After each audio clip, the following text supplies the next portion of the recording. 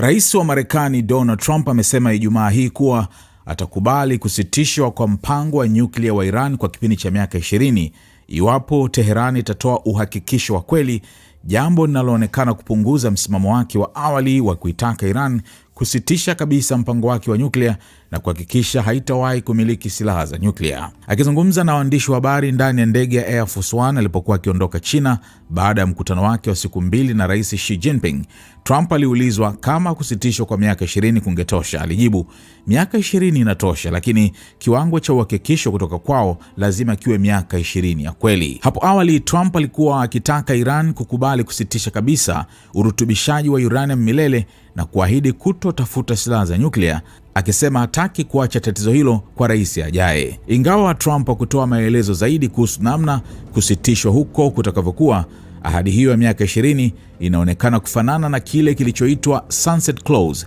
kwenye makubaliano ya nyuklia ya mwaka 2015 kati ya Iran na mataifa makubwa, ambayo yangeiruhusu Tehran kurutubisha uranium bila kikomo baada ya muda wa makubaliano kuisha. Trump aliondoa Marekani kwenye makubaliano hayo, akiyaita masharti hayo yasiyokubalika kabisa na kudai yangesababisha mbio za silaha za nyuklia Mashariki ya Kati. Hata hivyo, Trump pia amesema uvumilivu wake kwa Iran unaisha na kwamba katika mazungumzo yake na Xi Jinping walikubaliana kuwa Tehran hairuhusiwi kuwa na silaha za nyuklia na lazima ifungue tena mlango wa Hormuz. Tehran imeendelea kukanusha kuwa inatafuta silaha za nyuklia, lakini imekuwa ikirutubisha uranium katika viwango ambavyo havina matumizi ya kiraia, kuzuia wakaguzi wa kimataifa kukagua vituo vyake vya nyuklia, pamoja na kuongeza uwezo wake wa makombora ya ballistic. Marekani na Iran zilitangaza usitishaji vita mwezi uliopita, lakini bado zinashindwa kufikia makubaliano ya kudumu ya amani. Mazungumzo yanayosimamiwa na Pakistan yamesimama baada ya kila upande kukataa mapendekezo ya mwenzake wiki iliyopita. Israel, ambayo ilianzisha mashambulizi ya kijeshi dhidi ya Iran kwa kushirikiana na Marekani wiki 6 zilizopita, haijawakilishwa kwenye mazungumzo hayo. Pakistan, mwenyeji wa mazungumzo hayo, haina uhusiano wa kidiplomasia na Israel na haitambui mamlaka yake. Usitishaji vita uliotangazwa na Trump mwezi April ulitangazwa huku malengo makuu ya vita bado hayajatimizwa, ikiwemo kuhakikisha Iran haipati silaha za nyuklia, kuharibu mpango wake wa makombora na kuandaa mazingira ya wananchi wa Iran kuiangusha serikali yao.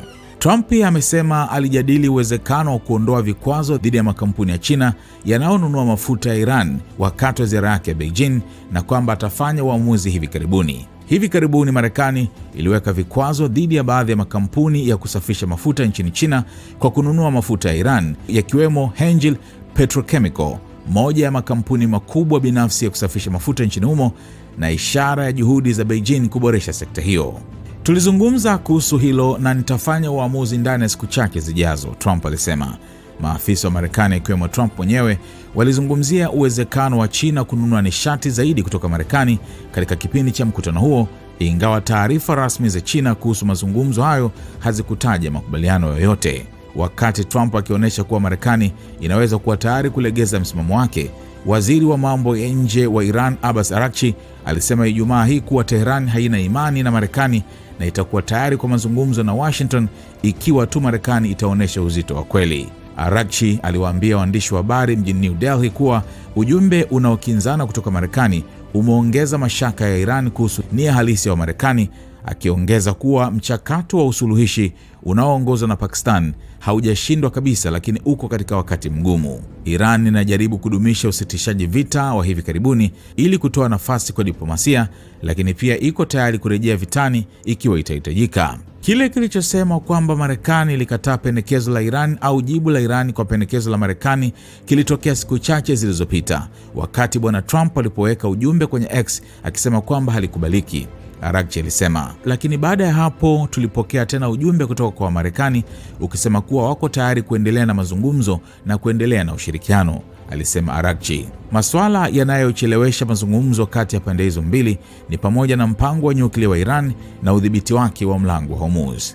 Kuhusu Hormuz, Araghchi alidai kuwa meli zote zinaweza kupita katika mlango huo isipokuwa zile zilizovitani na Tehran, ili mradi ziratibu safari zao na jeshi la majini la Iran. Hata hivyo, alisema hali ya eneo hilo muhimu kwa soko la kimataifa la nishati na bidhaa mbalimbali ni ngumu sana, akiwa India kuhudhuria mkutano wa mawaziri wa mambo ya nje wa BRICS. Iran ilifunga kwa kiasi kikubwa mlango huo muhimu, ambao kawaida hupitisha takriban 20% ya mafuta na gesi inayosafirishwa kwa njia ya bahari duniani baada ya Marekani na Israel kuanza vita dhidi ya Iran mwezi Februari. Alhamisi, jeshi la Uingereza lilisema meli moja iliyokuwa imetia nanga karibu na pwani ya mashariki ya UAE ilikamatwa na kuelekezwa kwenye maji ya Iran, huku India ikisema meli ya mizigo ilizamishwa katika mapigano kuhusu mlango wa Hormuz. Alipoulizwa kama Tehran ipo tayari kwa usuluhishi kutoka Beijing, Araghchi alisema Iran inathamini juhudi za nchi yoyote yenye uwezo wa kusaidia. Tuna uhusiano mzuri sana na China, alisema. Sisi ni washirika wa kimkakati na tunajua kuwa Wachina wana nia njema. Kwa hiyo chochote watakachoweza kufanya kusaidia diplomasia kitakaribishwa. Araghchi aliongeza, tuna matumaini kuwa kadri mazungumzo yanavyoendelea tutafikia hitimisho zuri ili mlango wa Hormuz uwe salama kabisa na tuharakishe kurejesha usafiri wa kawaida kupitia mlango huo. Mkutano wa siku 2 wa BRICS ulimalizika bila tamko la pamoja kutokana na tofauti za mitazamo kati ya baadhi ya wanachama kuhusu hali ya Mashariki ya Kati, India ilisema. Tofauti hizo zimeonyesha changamoto ya kudumisha umoja ndani ya kundi hilo wakati likijaribu kuongeza ushawishi wake duniani. Taarifa ya India ilisema wanachama walieleza misimamo yao ya kitaifa na kupokezana mitazamo mbalimbali kuhusu masuala ya mamlaka ya nchi, usalama wa bahari na ulinzi wa miundombinu ya kiraia pamoja na maisha ya raia Mashariki ya Kati.